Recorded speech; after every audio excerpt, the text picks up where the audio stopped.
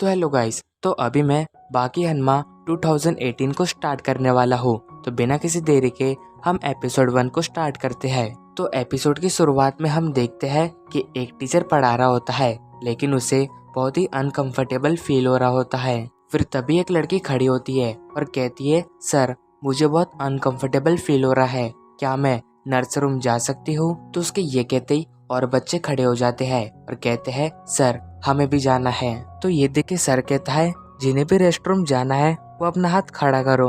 वही सर की ये बात सुन के सारे स्टूडेंट अपना हाथ खड़े कर लेते हैं, क्योंकि उन सबको बहुत ही अनकंफर्टेबल फील हो रहा होता है। लेकिन वही एक लड़का, अब वो तीनों बहुत ही डर जाते हैं, जिसके बाद बाकी वहाँ से चले जाता है। अब इसके बाद हम देखते कि वहाँ पे बहुत ही लग्जरी कार आती है और उस कार में से उतरता है मित्सुनारी तोकुगावा। तो फिर हमें बताया जाता है कि मित्सुनारी तोकुगावा एक ऐसा पर्सन है, तुम लोग बाहर जाओ, मुझे इससे अकेले में बात करनी है। तो अब तोकुगावा बाकी को देख के पूछता है, बाकी तुम्हें इतने सारे घाव कैसे लग गए? जिसपे बाकी बताता है, कल पूछने को नहीं आए हो। तो ये सुन के तोकुगावा हंसने लगता है। फिर वो बाकी के सामने एक बॉक्स को रखता है जिसके अंदर नाइट्रोग्लिसरीन होता है। तो फिर तोकुगावा बताता है, हमने इस ग्लिसरीन को कई बार जमाने की कोशिश की, हमने इसे -5 डिग्री सेल्सियस पे भी रखा, लेकिन तभी भी ये नहीं जम पाया। पर कुछ समय पहले जब एक शिप टोक्यो के अंदर आ रही थी, तो वो एक तूफान के अंदर से गुजरी थी और वही उस शिप के अंदर नाइट्रोग्लिसरीन भी था। फिर जैसे ही वो शिप किनारे पे पहुंची तो कुछ मजदूरों ने उस डब्बे को खोल के देखा, तो उसके अंदर नाइट्रोग्लिसरीन जमा हुआ था, जिसे देख के वो सब बहुत ही हैरान हो गए थे। तो इससे ही तुम समझ सकते हो कि ये चीज कितनी कीमती है और पूरी दुनिया को इसका पता चल गया है, जिस वजह से कई सारे लोग इसे लेने के लिए टोक्यो में आ रहे हैं, क्योंकि इससे कई सारे खतरनाक हथियार बनाए जा सकते हैं। तो अब सीन शिफ्ट होता है और हम एक बहुत ही बड़ी जेल को देखते हैं। फिर वही हम एक पर्सन को देखते हैं जिसे फांसी पर लटकाने के लिए लेके जा रहे होते हैं, और वही उस पर्सन का नाम डोरेन होता है, जिसने कई सारे लोगों को मारा होता है और ये एक बहुत ही बड़ा क्रिमिनल होता है, जिस वजह से इसे आज फांसी दी जा रही होती है। हम देखते कि डोरेन को उस फांसी वाले रूम में लेके आ जाते हैं, जिसके बाद उसे ऊपर खड़ा कर देते हैं और वही एक प्रिस्ट कहता है, तुमने जितने भी गलत काम किए हैं तुम्हें उसके लिए भगवान से माफी मांगनी पड़ेगी। तो उसकी ये बात सुन के डोरेन हंसने लगता है, जिसके बाद हम देखते हैं कि उसके गले में रस्सी डाल दी जाती है और उस फंदे को नीचे कर दिया जाता है। तो वही डोरेन दर्द के मारे बहुत ही झटपटा रहा होता है, मगर तभी उसके पैर हिलना बंद हो जाते हैं, जिसे देख के पुलिस वालों को लगता है कि ये मर चुका है। जिसके बाद वहाँ पे एक डॉक्टर आता है जो उन लोगों से कहता है, इसकी बॉडी को नीचे उतारो, मुझे इसे चेक करना है। तो डॉक्टर की ये बात सुन के उसकी बॉडी को नीचे उतार देते हैं एंड जैसे ही डॉक्टर उसकी हार्ट बीट को चेक करता है, तो तभी डोरेन बहुत ही जोरों से चिल्लाता है, जो देख के वो डॉक्टर और सारे पुलिस वाले बहुत ही ज्यादा डर जाते हैं। फिर तभी डोरेन फुल स्पीड में दो पुलिस वालों को लात मार के उन्हें वहीं पे ही खत्म कर देता है। जिसके बाद वो दो पुलिस वालों के पास जाके अपने पैर से उनके चेहरे को पकड़ लेता है और अपने पूरी ताकत से उनके चेहरे को दबा के कुचल देता है। तो ये देख के वो पुलिस वाले बहुत ही ज्यादा डर जाते हैं। जिसके बाद हम देखते कि डोरेन को जिस पट्टे से बांधा होता है, डोरेन अपनी पूरी ताकत लगा के उस पट्टे को तोड़ देता है कि डोरेन भाग चुका है। फिर वहाँ की सारी पुलिस डोरेन को ढूंढने के लिए निकल जाती है, पर वही हम डोरेन को देखते हैं जो नदी के सहारे वहाँ से भाग चुका होता है। फिर तभी से शिफ्ट होता है और हम और एक कैदी को देखते हैं जिसे मौत की सजा दी जा रही होती है। तो वही वो पुलिस वाला उससे पूछता है, ये तुम्हारा आखिरी समय है, तो तुम्हारी कोई आखिरी इच्छा है? जिसपे वो पर्सन जिसका नाम डोएल होता है वो कहता है, मैं हार का स्वाद चखना चाहता हूँ। वही ये सुन के वो पुलिस वाला कहता है, तो ठीक है।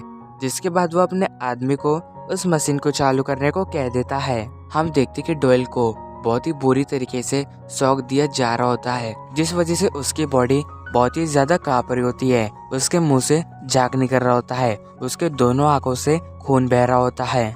तो अब इसके बाद वो पर्सन उस मशीन को बंद कर देता है, जिसके बाद वो पुलिस वाला उसके पास जाके उसे चेक करने लगता है, लेकिन तभी डोएल उस मशीन को तोड़ देता है। जिसके बाद डोएल एकदम से उन दोनों पुलिस वालों के पीछे जाता है और उनके सर को पकड़ के आपस में टकरा देता है, जिससे कि वो दोनों फिर वो तभी अपनी बंदूक को निकाल लेता है और डोएल के ऊपर शूट कर देता है, मगर तभी डोयल उसके चेहरे पे एक जोरदार पंच मारता है, जिससे कि वो पुलिस वाला दीवार पे जाके टकरा जाता है और वो वहीं पे ही ढेर हो जाता है। तो अब हम देखते हैं कि डोयल अपनी उस मशीन को निकाल लेता है और फिर वो वहाँ से जाने लगता है, जिसके बाद वो टोक्यो जाने के लिए वहीं के ही एक एयरपोर्ट पे जाता है और एक प्लेन के अंदर बैठ के वहाँ से भाग जा, क्योंकि ये दीवार पूरी खड़ी है, जिस वजह से इस पे कोई चढ़ भी नहीं सकता है। लेकिन तभी दूसरा पुलिस वाला कहता है, जरा इन दीवालों के अंदर उन दरारों को देखो, वो कैदी में हार का स्वाद चखने के लिए टोक्यो जा रहा हूँ।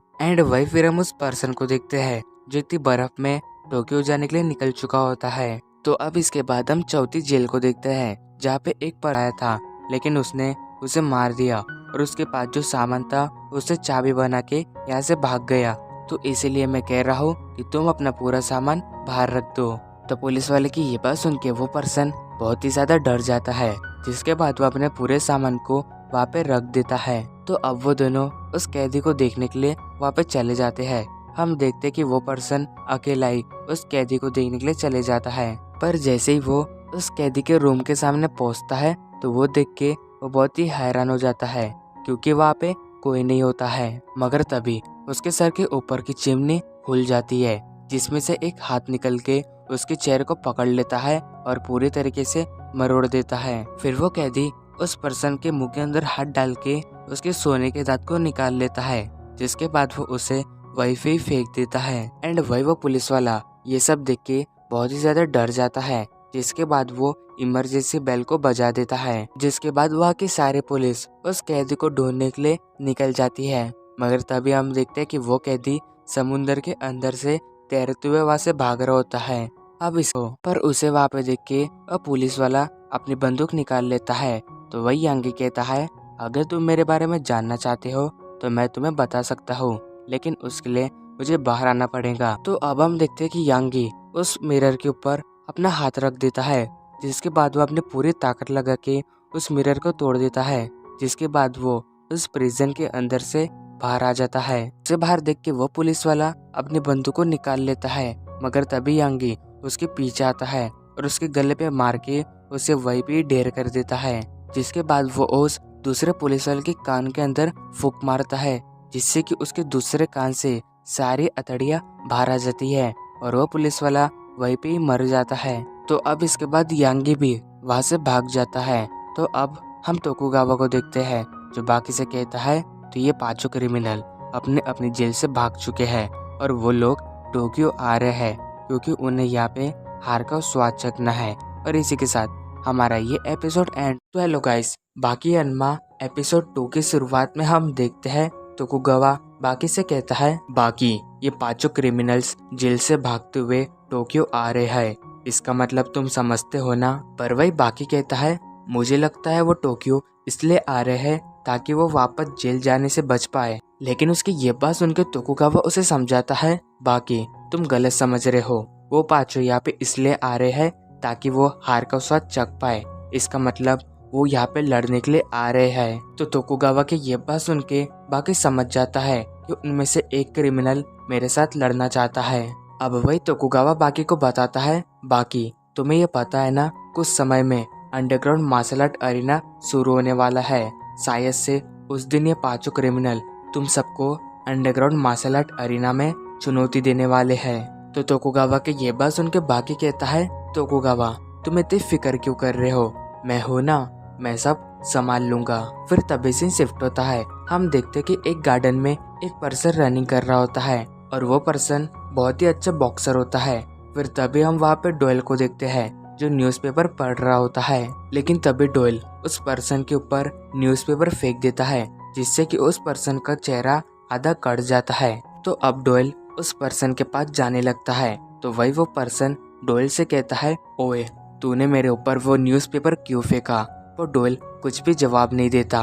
तो ये देख के वो पर्सन हार का स्वाद चखना चाहता हो। तो अब सीन शिफ्ट होता है। हम देखते कि एक पर्सन अपने चाकू की स्किल्स दिखा रहा होता है और उसके सामने वही लड़के होते हैं जिन्हें बाकी ने गरम दिया होता है। तो फिर हम दूसरे पर्सन को देखते हैं, जो कि एक हथियार को यूज कर रहा होता है और वो हथियार सच में बहुत ही ज्यादा पार्क के अंदर लेके आओ, आगे का फिर मैं संभाल लूंगा।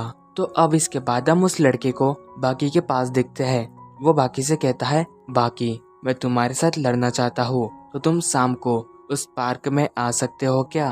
तो उस मोटे की ये बात सुन के बाकी लड़ाई के लिए मान जाता है। और वही वो लड़का बंदूक निकाल के बाकी से कहता है, बाकी तुम्हारा बहुत हो गया, अभी मैं तुम्हें खत्म कर दूंगा। मगर वही हम बाकी के चेहरे पे एक स्माइल देखते हैं और वही वो उस मोटे से कहता है, तो ठीक है, मुझे मार के दिखा। लेकिन तभी एक पर्सन सामने आता है और उस मोटे को रोकते हुए कहता है, तू अभी रुक जा, इसके लिए तो मैं ही काफी हूँ। और ये कहते हुए वो बाकी के पास बढ़ने लगता है, टेक्निक दिखाने लगता है। लेकिन तभी उसके हाथ से उसका चाकू गायब हो जाता है और एकदम से बाकी ये काम उसका चाकू लेके आदमी ने उसके सामने आ जाता है। जब उन्हें फोटो दिखाया वो पर्सन उन्होंने बताया कि ऊपर एक पर्सन ने अटैक कर दिया था और उनकी कार को बहुत ही बुरी तरीके से तोड़ दिया था। जब वहाँ के लोगों से पूछा गया तो उन्होंने बताया, जिसके बाद हम वापस से बाकी के ऊपर आते हैं और हम देखते कि वो पर्सन और कोई नहीं बल्कि स्पेक होता है। और इसी के साथ हमारा ये एपिसोड एंड होता है। Thank you so much for watching my video. तो हेलो गाइस, बाकी अनमा एपिसोड 3 की शुरुआत में हम देखते हैं कि बाकी के सामने स्पेक खड़ा होता है। तो वही स्पेक उस मोटे लड़के से कहता है, ओए बच्चे, तुम्हें इतनी खतरनाक चीजों से नहीं खेलना चाहिए, इसे मुझे दो, मैं तुम्हें दिखाता हूँ कि इसे कैसे यूज करते हैं। स्पेक की ये बात सुन के वो मोटा लड़का उसे अपनी बंदूक दे देता है। हम देखते कि स्पेक उस बंदूक को अपने गाल के ऊपर रख के चला देता है, जिससे कि उसका पूरा मुंह फट जाता है। तो ये देख के बाकी बहुत ही ज्यादा हैरान होता है। जिसके बाद स्पेक लगातार बंदूक को चलाने लगता है, जिससे कि उसके पूरे मुंह के अंदर धुआं हो जाता है। तो अब स्पेक बाकी से कहता है, मैंने सुना था कि जापान के अंदर बहुत ही ताकतवर से लोग रहते हैं और तुम्हें देख के लगता है कि तुम भी उनमें से एक हो, तो क्या तुम मेरे साथ हाथ मिलाना चाहोगे? तो स्पेक की ये बात सुन के बाकी उसके साथ हाथ मिलाता है, पर तभी वो हाथ अलग हो जाता है, जिसे देख के बाकी उसे नीचे गिरा देता है। वही ये देख के स्पेक हंसने लगता है और बाकी से कहता है, बाकी मैंने बहुत ही प्यार से तुम्हारे लिए ये गिफ्ट लाया था, तुम्हें उसे ऐसे नीचे नहीं फेंकना चाहिए था। और ये कहते ही वो बाकी के पेट पे एक जोरदार लात मारता है, जिससे कि बाकी को बहुत ही दर्द होता है। फिर तभी स्पेक बाकी के पास जाके उसके चेहरे को पकड़ लेता है और उसी हाथ के ऊपर रख देता है। वही वो बाकी से कहता है, तुम्हें किसी के गिफ्ट को ऐसा नहीं फेंकना चाहिए। और ये कहते स्पेक बाकी के चेहरे पे लगातार लात मारने लगता है, जिससे कि बाकी की हालत बहुत ही बुरी होने लगती है। फिर तभी वो देखता है कि बहुत सारे लोग उसे देख रहे होते हैं। तो वही वो लोग बाकी की ऐसी हालत देख के वहाँ पे पुलिस को बुला लेते हैं। हम देखते कि पुलिस आते से ही जैक को पकड़ लेती है, जिसके बाद एक ऑफिसर बाकी के पास जाके कहता है, ओए लड़के, तू ठीक है क्या? जिस पे बाकी जवाब देता है, हाँ मैं ठीक हूँ। पर तभी उसे स्पेक की आवाज आती है। हम देखते कि स्पेक अपनी हथकड़ी को तोड़ देता है और बाकी के पास आके कहता है, ओए लड़के, मेरी बात ध्यान से सुन, मैं यहाँ पे स्पेक उसके चेहरे बल्कि योजिरो हन्मा होता है, दुनिया का सबसे ताकतवर इंसान। जिसके बाद योजिरो अपने एक्सरसाइज करके वापस से खड़ा होता है। हम देखते कि उसके मुंह में जो सिगरेट होती है वो उसे हवा में उछाल देता है और तभी वो एक ही राउंड में उस किक को किक मार के उसे बुझा देता है। और वही वो कहता है, तो तुम पांचों यहाँ पे हार का स्वाद चखने को आए हो, तो ठीक है, मैं तुम्हें चखवाऊंगा हार का स्वाद। तो अब इसके बाद सीन शिफ्ट होता है और हम शिबुकावा के घर को देखते हैं, जहाँ पे यांगी और शिबुकावा आपस में बैठ के चाय पी रहे होते हैं। तो वही यांगी शिबुकावा से कहता है, बहुत समय बाद, लेकिन जब से यांगी ने इनकी आंखों पे अटैक करके इनकी आंखों को फोड़ा है, तब से इन्होंने मार्शल आर्ट लड़ना बंद कर दिया है। अब इसके बाद शिबुकावा यांगी से कहता है, मुझे तुमसे मिले तो मुझे दूसरा रास्ता अपनाना पड़ेगा। तो ये सुन के यांगी कहता है, तो तुम मेरे साथ लड़ना चाहते हो? और ये कहते ही वो गरम गरम केतली शिबुकावा के ऊपर फेंक देता है। वही ये देख के शिबुकावा उसे पकड़ने की कोशिश करता है, पर वो पूरा पानी उसके आंख पे गिर जाता है, जिससे कि वहाँ पे बहुत ही धुआं उड़ने लगता है। तो इसी का फायदा उठाते हुए यांगी शिबुकावा के ऊपर अटैक कर देता है और इसी के साथ हमारा ये एपिसोड एंड होता है। Thank you so much for watching my video. तो हेलो गाइस, बाकी अनमा सीजन 1 एपिसोड 4 की शुरुआत में हम एक जेल को देखते हैं जहाँ पे स्पेक को पकड़ के रखा होता है, पर वही उसे बहुत ही भूख लग रही होती है। फिर तभी हम उन पुलिस ऑफिसरों को देखते हैं जिन्होंने उन्हें हमें जल्दी से जल्दी पकड़ना पड़ेगा। और इसी के साथ मैं आज की इस मीटिंग को एंड करता हूँ, डिसमिस। जिसके बाद वह पुलिस ऑफिसर वॉशरूम करने के लिए निकल जाता है।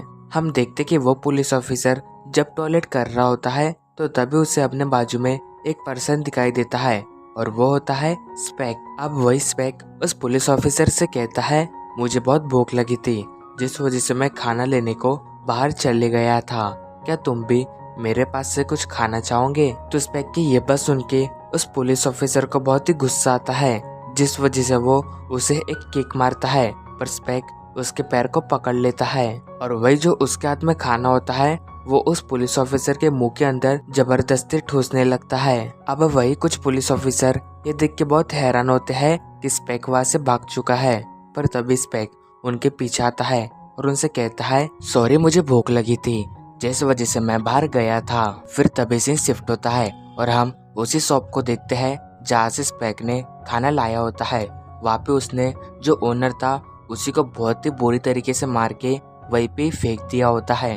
तो अब इसके बाद से शिफ्ट होता है और हम शिनशिनकाई डोजो को देखते हैं जहाँ पे रेसु और कात्सुमी आपस में लड़ने के लिए तैयार होते हैं। अब वही हमें कात्सुमी के बारे में बताया जाता है, वो बहुत ही अच्छा मार्शल आर्ट फाइटर है। उसने अपने हाथों को इस तरह ट्रेन किया है कि इसके बाद हम देखते कि वो दोनों एक दूसरे पे अटैक कर देते हैं, पर वो दोनों ही एक दूसरे के अटैक को रोक देते हैं। जिसके बाद रेसु कात्सुमी को गिराने की कोशिश करता है, पर वही कात्सुमी उसके उस अटैक से बच जाता है। पर तभी कात्सुमी रेसु को एक पंच मारने जाता है, लेकिन रेसु अपने हाथ से उसे रोक देता है और उसे दूर फेंक देता है। लेकिन वही कात्सुमी दीवार का सहारा लेके वापस आता है और रेसु को एक किक मारने जाता है, पर रेसु उसके किक से बच जाता है। और जैसे ही कात्सुमी नीचे आता है तो रेसु उसके चेहरे पे एक जोरदार किक मारता है, पर कात्सुमी अपने हाथों से उस किक को रोक के उससे बच जाता है।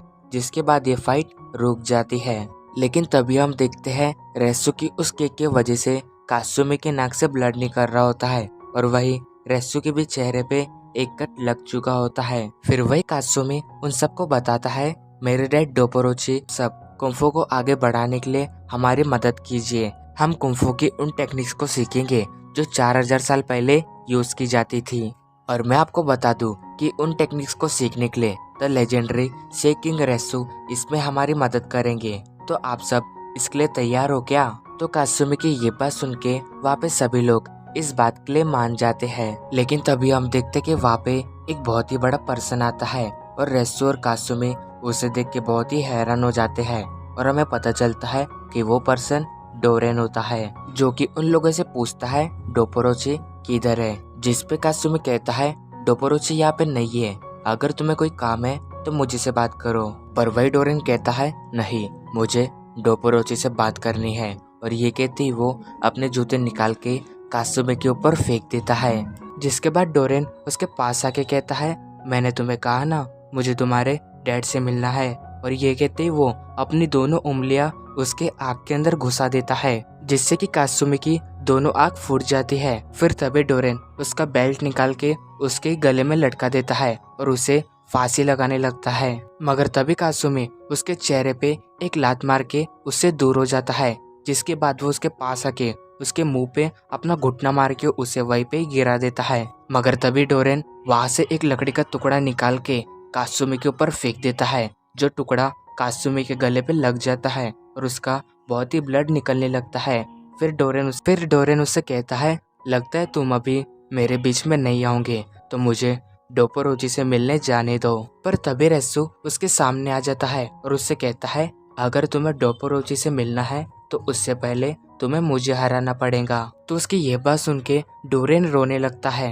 पर तभी हम देखते कि वो एक पिन निकाल के रेसु के ऊपर फेंक देता है। देखिए वो पिन रेसु की आंखों पे लगने वाली होती है, पर तभी रेसु खुद को घुमा लेता है, जिससे कि वो उसे बच जाता है। पर वही हम देखते कि वो पिन रेसु के आंखों के ऊपर लग गई होती है। तो ये देख के डोरेन कहता है, लगता है तुम फाइटिंग में बहुत ही अच्छे हो, मगर तुम मेरे अगले हमले से नहीं बच सकते। तो ये कहते ही वो अपने जेब से एक दारू की बोतल निकालता है वो उसे अपने आसपास फेंक देता है, मगर तभी वो थोड़ी दारू अपने मुंह के अंदर भर लेता है और लाइटर जला के रेसो के ऊपर फूंक देता है, जिससे कि रेसो के चारों ओर आग लग जाती है। हमें लगता है कि रेसो इससे घायल हो जाएगा, पर उसे इससे कुछ नहीं होता और इसी के साथ हमारा ये एपिसोड एंड होता है।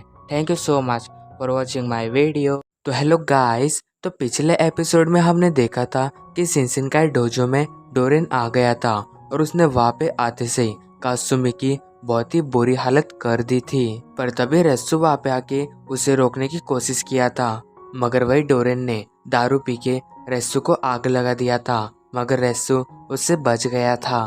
तो अब इसके बाद सीन शिफ्ट होता है और हम बाकी की स्कूल को देखते हैं जहाँ पे स्पोर्ट्स चल रहा होता है और वही टीचर कहता है तुम सभी को अभी 1500 metre running, long jump, pulling bar, ball throw ये सब एक्टिविटीज करनी पड़ेंगी। तो अब इसके बाद उनकी 100 मीटर रनिंग स्टार्ट हो जाती है। हम देखते हैं कि उस रनिंग में बाकी भी होता है, पर वो अपने ख्यालों में खोया होता है क्योंकि उसे कुछ भी नहीं समझ रहा होता। जिसके बाद हम देखते हैं कि रनिंग स्टार्ट हो जाती है, पर बाकी वहीं पे ही बैठा होता है एंड जैसे ही बाकी को रियलाइज होता है तो अपने फुल पावर लगा के वहाँ से भागने के लिए रेडी हो जाता है, मगर हम देखते हैं कि वो वहीं पे फिसल जाता है, पर वो खुद को संभाल लेता है। तो ये देख के सब लोग सोच रहे होते हैं कि अभी हुआ क्या है, पर जैसे ही वो बाकी के पीछे का गड्ढा देखता है तो वो सब बहुत ही हैरान हो जाते हैं। तो अब आगे लॉन्ग थ्रो की बारी होती है। हम देखते कि बाकी एक बॉल को अपनी पूरी ताकत लगा के थ्रो करता है, मगर वो जमीन में ही थ्रो कर देता है, जिससे कि वो बॉल बहुत ही ऊपर जाता है और जब वो नीचे आता है तो वो बाकी के बहुत ही करीब गिरता है, जिस वजह से उसको इसमें ज्यादा पॉइंट्स नहीं मिलते हैं।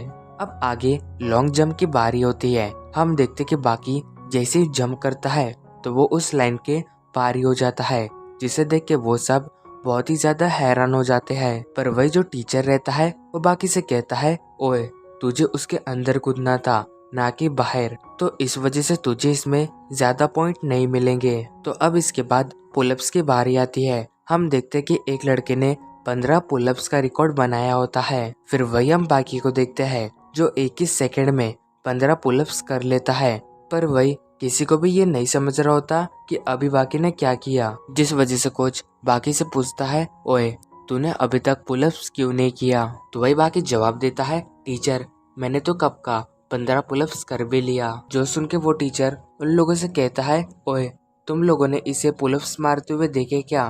तो वो लोग जवाब देते हैं नहीं हमने इसे नहीं देखे। तो ये सुन के टीचर बाकी से कहता है ओए तू मुझे पागल बना रहा है क्या, तो अभी तू मेरे सामने पुलअप्स करेगा। तो अब इसके बाद हम देखते हैं कि बाकी सभी लोगों के सामने पुलअप्स मारने के लिए रेडी होता है। हम देखते हैं कि बाकी जैसे ही पहला पुलअप्स मारता है तो उससे वो डंडा उखड़ जाता है, जिस वजह से वो एकदम से नीचे आके गिरता है एंड वही ये देख के बाकी सारे लोग बहुत ही ज्यादा लगते हैं। तो अब बाकी कोच से पूछता है आप मुझे ये बताइए कि रनिंग में 1500 मीटर का रिकॉर्ड कितने का है। वही बाकी की ये बात सुन के टीचर उससे कहता है ओए तू पागल है क्या, तुझे पता भी है तू ये क्या पूछ रहा है, तूने अभी तक हर स्पोर्ट्स में 0 मार्क्स लिया है पर सब एग्जाम में पास कर दोगे क्या। जिसपे कोच उसके पास आके कहता है ठीक है अगर तूने इस रिकॉर्ड को तोड़ दिया तो मैं तुझे हर एग्जाम में पास कर दूंगा।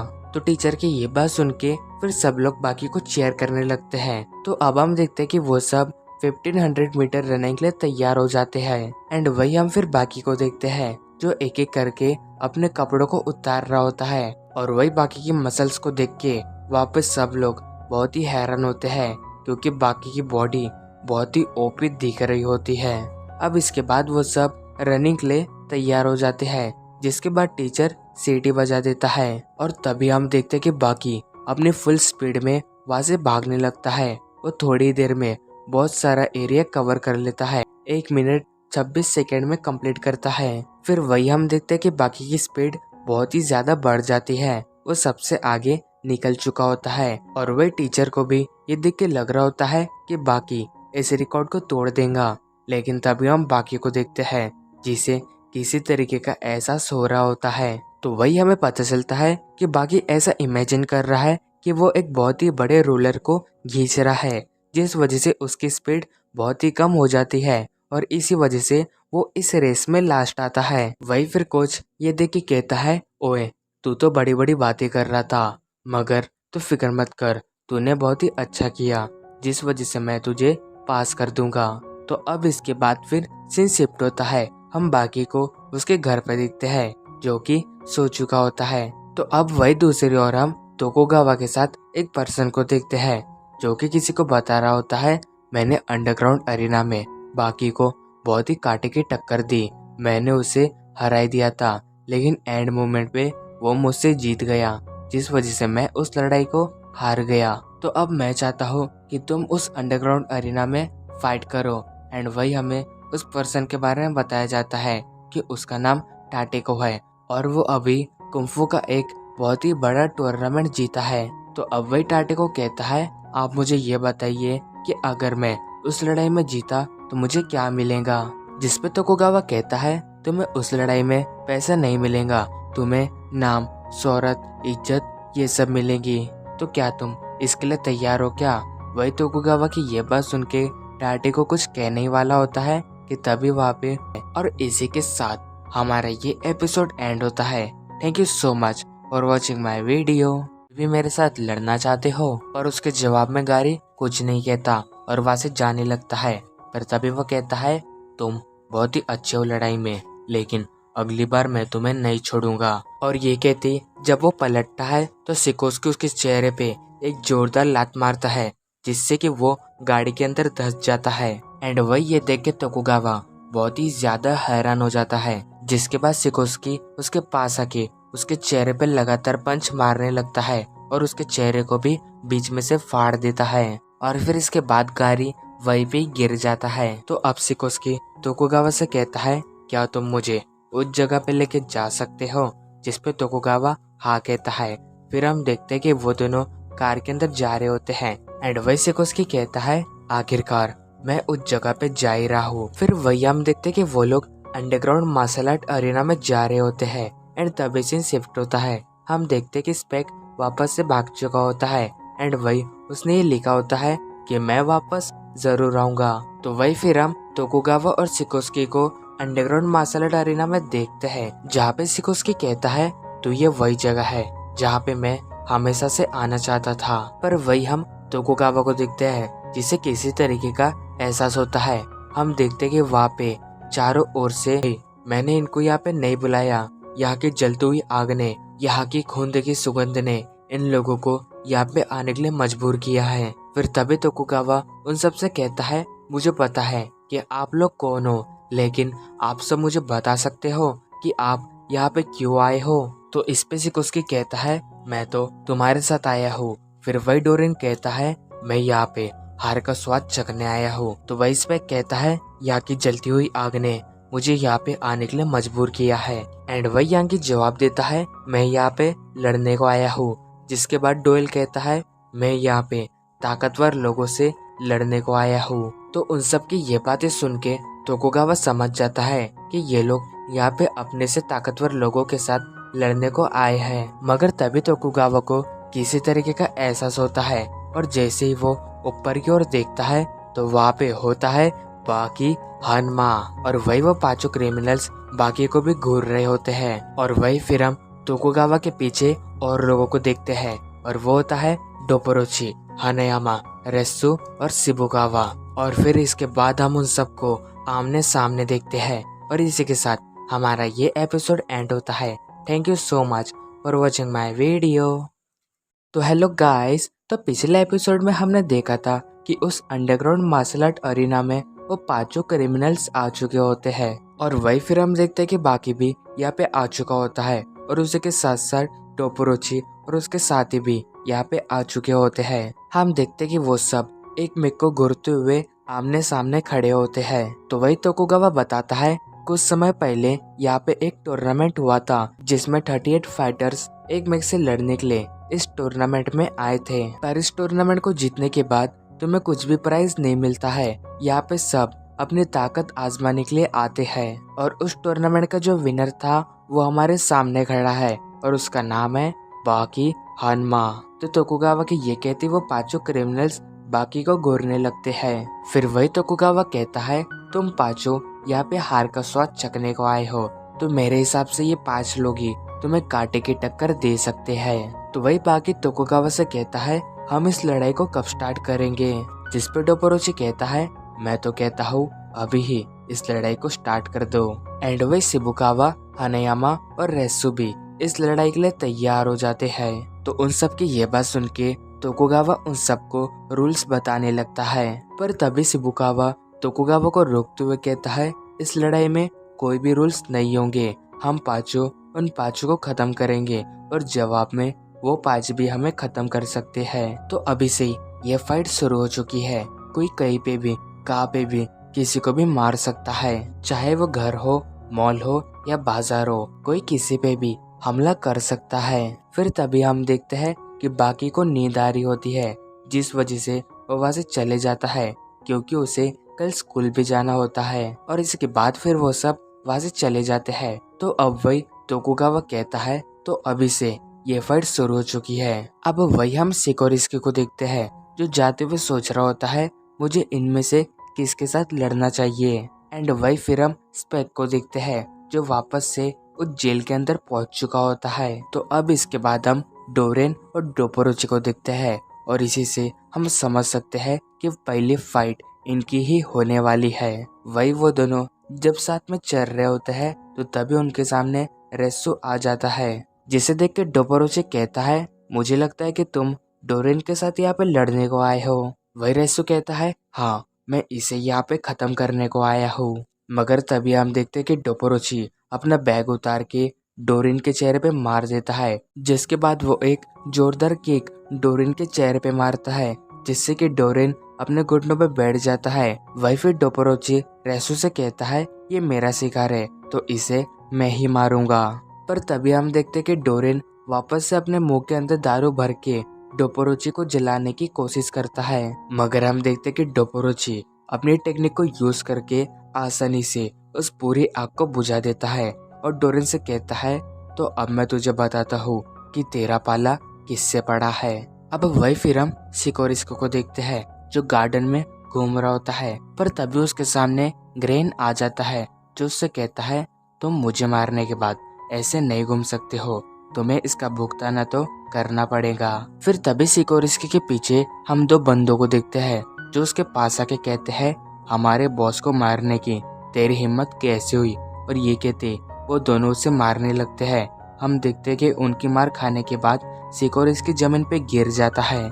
तो ये देख के गायन कहता है, इसे अपनी जगह पे ले चलो। और उसके ये कहते वो एक बंदा उसके मुंह में चॉकलेट भर के उसके मुंह पे टिप लगा देता है, और वही वो उससे कहता है, तो चल अभी हम तुम्हें बताएंगे कि हमारे बॉस को मारने का अंजाम क्या होता है। लेकिन वही हम सिकोरिस्की को देखते हैं, जिसके चेहरे पे एक स्माइल होती है। फिर वही हम वापस से डोपोरोची पे आते हैं। हम देखते कि डोरेन एक पतली सी वायर से डोपोरोची का हाथ काट देता है, और ये देख के रेसु और वहाँ के सारे लोग बहुत ही ज्यादा हैरान हो जाते हैं। तो अब वही डोरेन बताता है, ये बहुत ही स्पेशल गैजेट है, इन्हें साइंटिस्ट ने इस तरह बनाया है कि इसकी वायर को कोई भी आम इंसान की आंखें नहीं देख सकती है। और देखा जाए तो ये गैजेट बहुत ही हल्का है, जिस वजह से इसे आसानी से यूज कर सकते हैं। पर वही सारे लोग ऐसा समझते हैं कि ये बस मैजिशियन ही यूज कर सकते हैं, क्योंकि उन्हें अपने मैजिक को यूज करने के लिए ऐसे तारों की जरूरत पड़ती है। पर देखा जाए तो ये गैजेट बस हम जैसे क्रिमिनल्स के लिए बनाया गया है। अब वही हमें पता चलता है कि डोरेन ने डोपोरोची पे ये वायर तब डाली थी जब डोपोरोची ने उसे लात मारा था।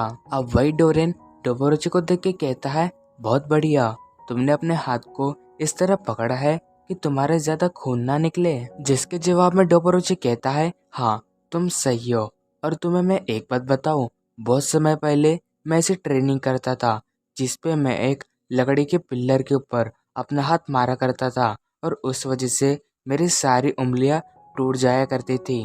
और उस वक्त मैं सोचता था कि अगर मेरा हाथ नहीं होता तो मुझे पंच मारने में कितनी आसानी होती, और अभी बिल्कुल ऐसा ही है। और ये कहते वो डोरिन के चेहरे पे एक जोरदार पंच मारता है, जिससे कि डोरिन वहीं पे गिर जाता है। एंड वही ये देख के वो सारे लोग कह रहे होते हैं कि कोई पुलिस को बुलाओ। फिर तभी जब डोरेन उठता है तो वो देखता है कि डोपोरोची रेसोवा से जा चुका है, जिसे देख के उसके चेहरे पे एक स्माइल होती है। और इसी के साथ हमारा ये एपिसोड एंड होता है। Thank you so much for watching my video. तो हेलो गाइस, तो पिछले एपिसोड में हमने देखा था कि कांजी ने सिकोस्की को ढूंढ लिया होता है और वही उसने अपने साथ कुछ गुंडे को भी लाया होता है जो सिकोस्की को मार के उसे किडनैप कर लेते हैं। तो अब इसके बाद हम देखते हैं कि कांजी सिकोस्की को अपने अड्डे पे ला लेता है और वही वो उससे कहता है, तूने मुझे मार के बहुत ही बड़ी गलती की है, जिस वजह से अभी तुझे मरना होगा। और ये कहते ही वो अपनी बंदूक को निकाल लेता है और सिकोस्की के ऊपर चला देता है। हम देखते हैं कि सिकोस्की वहीं पे ही मर जाता है। लेकिन तभी कांजी कहता है, ओए मुझे पता है कि तू मरने का नाटक कर रहा है। तो ये सुन के सिकोस्की एकदम से खड़ा हो जाता है और ये देख के वो दोनों बंदे उससे लड़ने के लिए तैयार हो जाते हैं। अब वही हम देखते हैं कि सिकोस्की के चेहरे पे जो टेप होती है वो उस टेप को उस पर्सन के चेहरे पे फेंक देता है, जिसके बाद उसके पास जाके उसके चेहरे पे अटैक करके उसके चेहरे को फाड़ देता है, जिससे कि उस पर्सन के बॉडी से बहुत ही ज्यादा ब्लड निकलने लगता है। मगर तभी वो दूसरा बंदा सिकोस्की के ऊपर अटैक करता है, पर सिकोस्की उसके अटैक से बच जाता है और उसके पैर पे एक कट मार देता है, जिससे कि उस पर्सन के बॉडी से बहुत ही ब्लड निकल रहा होता है और इस वजह से वो वहां से भागने लगता है। तो अब वही हम कांजी को देखते हैं जो कि सरेंडर कर देता है, क्योंकि उसके दोनों बंदों की हालत बहुत ही बुरी हो गई होती है। मगर तभी कांजी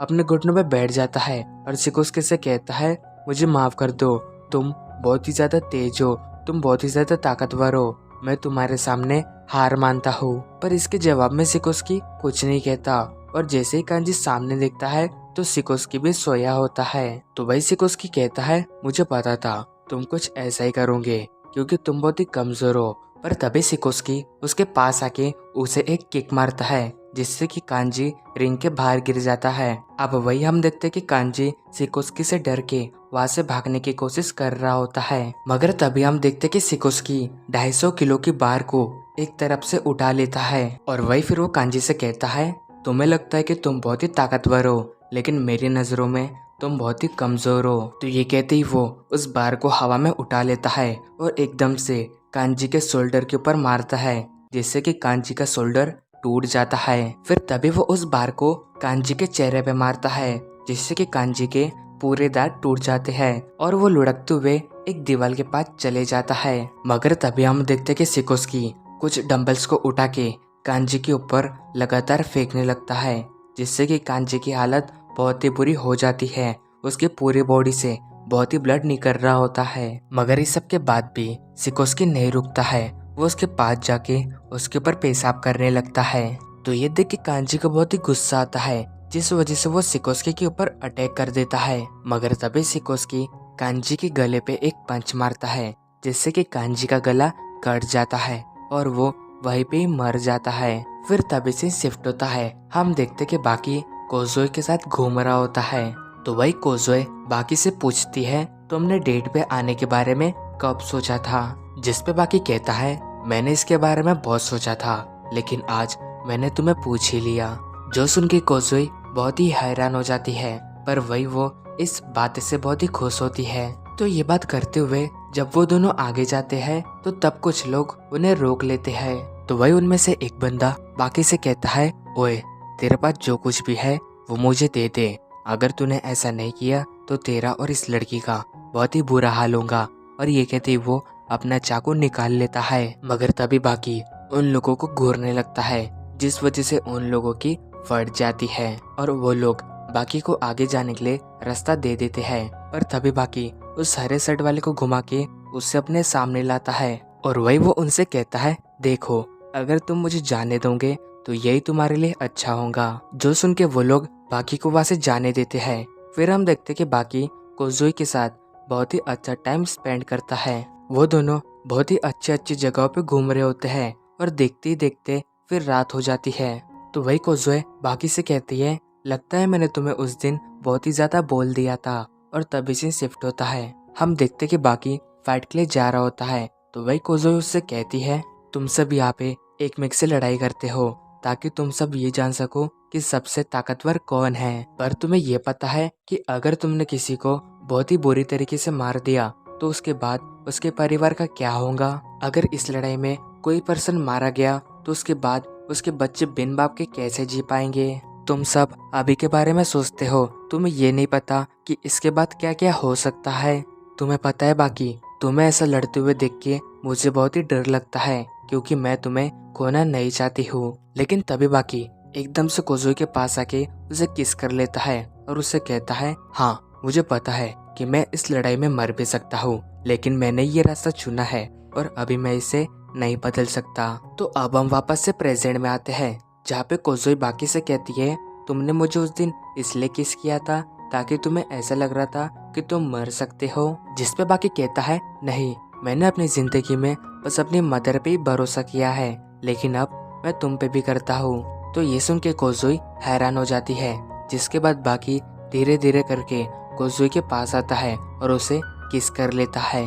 मगर तभी हम उसके पीछे स्पेक को देखते हैं और इसी के साथ हमारा ये एपिसोड। तो हेलो गाइस, तो पिछले एपिसोड में हमने देखा था कि जब बाकी कोज़ोई के साथ होता है तो तभी वहाँ पे स्पेक आ जाता है, पर तभी हम देखते कि स्पेक बाकी को देख के उसके ऊपर अटैक कर देता है। पर तभी वहाँ पे हनेयामा आके उसका चेहरा पकड़ के उसे वहाँ से दूर लेके जाता है। तो वही कोज़ोई को ये नहीं पता चलता कि अभी यहाँ पे क्या हुआ था। फिर वही हम हनेयामा और स्पेक को आमने सामने देखते हैं। तो वही स्पेक कहता है, तुम कराऊ हनेयामा हो ना, मैंने तुम्हारे बारे में बहुत सुना है कि तुम्हारी ये जो ताकत है वो नेचुरल है, तुमने बिना किसी ट्रेनिंग करके इस ताकत को हासिल किया है।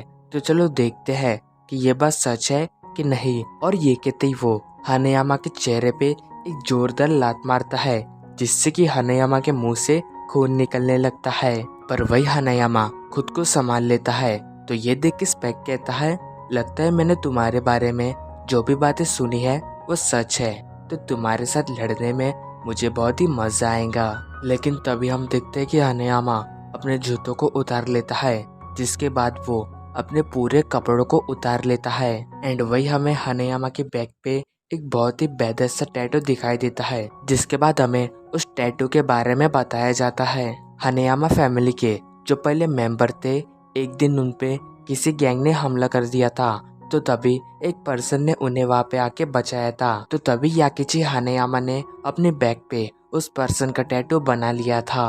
और फिर देखते ही देखते हनेयामा गैंग का जो लीडर बना, उनकी बैक पे ये टैटू हमेशा बनाया गया। तो वही एक दिन हनेयामा ने काबितो क्लैन पे अकेला ही अटैक कर दिया था। तो वही जब हनेयामा के बंदों को इस बात का पता चला, तो उन्होंने वहाँ पे आके जब देखा तो वहाँ का मंजर देख के वो लोग बहुत ही हैरान हो गए, क्योंकि वहाँ पे हर जगह लाशें लाशें गिरी हुई थी। हनेयामा ने वहाँ पे सभी लोगों को मार दिया था। फिर जैसे ही वो लोग अंदर पहुँचते हैं तो वहाँ पे वो देखते कि हनेयामा ने उस गैंग के लीडर को एक दीवार के अंदर धंसा के मार दिया होता है। और इस फाइट के वजह से हनेयामा के बॉडी पे कई सारे घाव बन जाते हैं। एंड वही बताया जाता है कि इन जख्मों के बिना ये टैटू अधूरा था, मगर अभी ये पूरा हो चुका है। तो अब हम वापस से प्रेजेंट में आते हैं, जहाँ पे स्पेक हनेयामा के ऊपर अटैक कर देता है। वो उसके चेहरे पे एक जोरदार पंच मारता है, जिसके बाद वो एक पत्थर उठा के हनेयामा के चेहरे पे मारता है। फिर तभी स्पेक हनेयामा का जूता उठा के उसके चेहरे पे मार देता है। स्पेक के हाथों में जो भी चीजें आ रही होती है वो उससे हनेयामा को मार रहा होता है, जिसके बाद स्पेक हनेयामा का चेहरा पकड़ के उसे ढकेलने लगता है और उसे एक पोल पे लाके पटक देता है। तो अब सीन शिफ्ट होता है, हम देखते हैं कि टोक्यो के सड़कों के ऊपर दो पर्सन आपस में लड़ाई कर रहे होते हैं। उन दोनों की लड़ाई इतना आगे बढ़ जाती है कि वो दोनों एक दूसरे को मारने के लिए चाकू निकाल लेते हैं, लेकिन तभी कोई उनके सर पे मुक्का मार के उन दोनों को रोक देता है। और वो पर्सन और कोई नहीं बल्कि चियारू होता है। तो वही हमें बताया जाता है कि एक बार चियारू ने अंडरग्राउंड मार्शल आर्ट अरीना में फाइट किया था, जिस लड़ाई में उसने अपना सब कुछ लगा दिया था। और उस फाइट के बाद से ही हनेयामा ने चियारू को अपना राइट हैंड बना लिया था।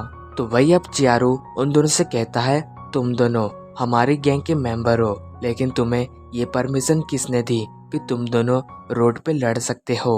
अगर अभी यहाँ पे हनेयामा होते तो वो तुम्हारी बहुत ही बुरी हालत कर देते, क्योंकि तुम दोनों सड़कों पे लड़के हमारे गैंग की बेइज्जती करवा रहे हो। अगर तुम में इतनी ताकत है तो क्यों ना तुम दोनों मेरे साथ लड़ाई करो, फिर मैं तुम्हें बताता हूँ कि असली लड़ाई कैसी होती है। तो चियारो की ये बात सुन के वो दोनों बहुत ही डर जाते हैं और वो चियारो से माफी मांगते हैं। तो अब हम वापस से उसे फाइट को देखते हैं जहाँ पे स्पेक एक बेंच को उठा के हानेयामा के ऊपर मार देता है, मगर इससे हानेयामा को कुछ भी नहीं होता और वो अपनी स्टाइल में खड़ा होता है। तो वह स्पेक ये देख के कहता है, लगता है तुम भी अभी लड़ने के लिए तैयार हो और तुम्हें पता है कि तुम्हारे जैसे ही एक चीज बहुत ही समय से खड़ी हुई थी मगर अभी वो गिरने वाली है। तो स्पेक के ये कहती सीन शिफ्ट होता है और हम स्टैचू ऑफ लिबर्टी को देखते हैं।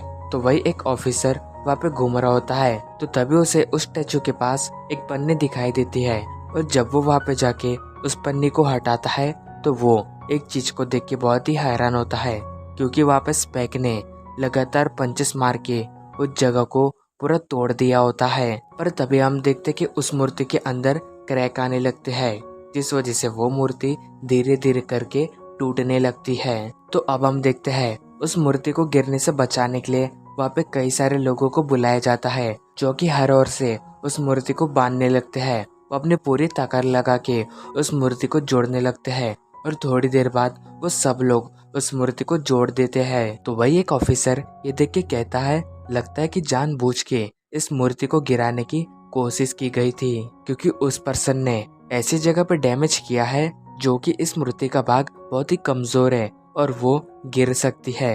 एंड जैसे ही वो उस पंचेस को देखता है तो वो बहुत ही हैरान हो जाता है। फिर तभी सीन शिफ्ट होता है, हम देखते कि स्पेक लगातार हानेयामा को मार रहा होता है। वो एक सेकंड के लिए भी नहीं रुक रहा होता है। वो अपनी सांसों को इस तरीके से कंट्रोल कर रहा होता है कि वो रुक ना पाए, और वही हानेयामा भी उसके पंचेस को रोकने की कोशिश कर रहा होता है, लेकिन स्पेक नहीं रुकता।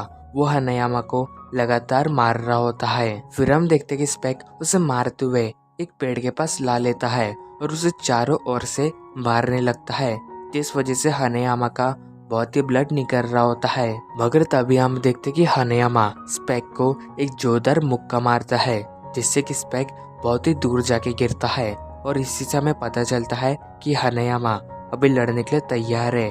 और इसी के साथ हमारा ये एपिसोड एंड होता है। तो हेलो गाइस, तो पिछले एपिसोड में हमने देखा था कि हानेयामा और स्पेक की फाइट शुरू हो चुकी थी एंड वही स्पेक हानेयामा को लगातार पंचेस मार रहा होता है। पर तभी हानेयामा स्पेक के चेहरे पे एक जोरदार पंच मारता है, जिससे कि स्पेक बहुत ही दूर जाके गिरता है। तो इसी से हमें पता चलता है कि हानेयामा अभी लड़ाई करने के लिए तैयार हो चुका है। और वही फिर हम स्पेक को देखते हैं, जिसकी हालत बहुत ही बुरी हो गई होती है। तो अब इसके बाद हमें कुछ ऑफिसर्स के बारे में बताया जाता है, जिनकी ट्रेनिंग बहुत ही हार्ड लेवल में हुई होती है और उनका जो यूनिफॉर्म होता है वो बहुत ही सॉलिड होता है, जिस वजह से कोई भी फाइटर उन्हें 1-on-1 फाइट में नहीं हरा सकता। इन ऑफिसर्स की ट्रेनिंग बहुत ही अलग अलग जगहों पे होती है। इनकी फिजिक्स बहुत ही अच्छे से चेक की जाती है और इन्हें लड़ाई की बहुत ही सारी टेक्निक सिखाई जाती है। और वही इन ऑफिसर्स का जो हेलमेट है वो बहुत ही सॉलिड मटेरियल से बनाया गया है, जिस वजह से इसे तोड़ना बहुत ही मुश्किल है। और इनके जो कपड़े हैं उनके ऊपर तलवार और बंदूकों का असर नहीं होता है।